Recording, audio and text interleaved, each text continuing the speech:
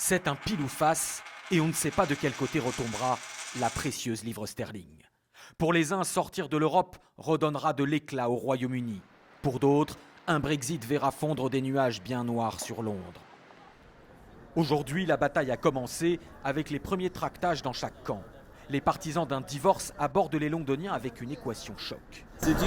En ce moment, on envoie 400 millions d'euros par semaine à l'Union européenne, notamment pour payer un parlement en plus, alors qu'on en a déjà un. Vous ne pensez pas qu'on devrait plutôt utiliser cet argent pour notre sécurité sociale? Ah, moi, je pense qu'on peut faire les deux. Ah, vous pensez que c'est possible? On veut continuer à commercer avec l'Europe. Beaucoup de pays le font, comme la Norvège, la Suisse, et sans être membre de l'Union. L'économie britannique est solide et je crois que l'Europe voudra continuer à faire affaire avec nous. Au même moment, ces étudiants commencent à se mobiliser pour, eux, rester dans l'Union. Je peux voyager, étudier, faire partie du programme Erasmus. Et grâce à l'Europe, on a de nouveaux droits. Toute seule, la voix britannique aura moins de poids dans le monde. Chaque camp compte ses alliés de poids. Les partisans d'un maintien dans l'Europe ont avec eux les milieux économiques. Le patron d'HSBC vient même d'annoncer qu'en cas de Brexit, la banque déménagerait des emplois, menace suprême, à Paris.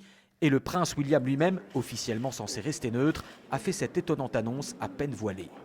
Dans un monde de plus en plus instable, notre capacité à nous unir et à mener nos actions concertées avec les autres nations est essentielle.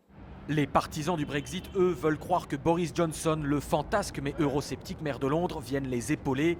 Il a été reçu par David Cameron. Et les partisans du Brexit savent qu'ils peuvent compter sur leurs meilleurs alliés, les journaux tabloïds, très puissants et très anti-européens. Dernière en date, cette double page du Daily Mail qui titre « Chaos, crise, une journée banale de plus en Europe » et liste tous les pays, dont la France et leurs problèmes. Et n'est pas avare de raccourcis puisqu'il mentionne la Turquie, qui, comme chacun sait, n'est pas membre de l'Union européenne.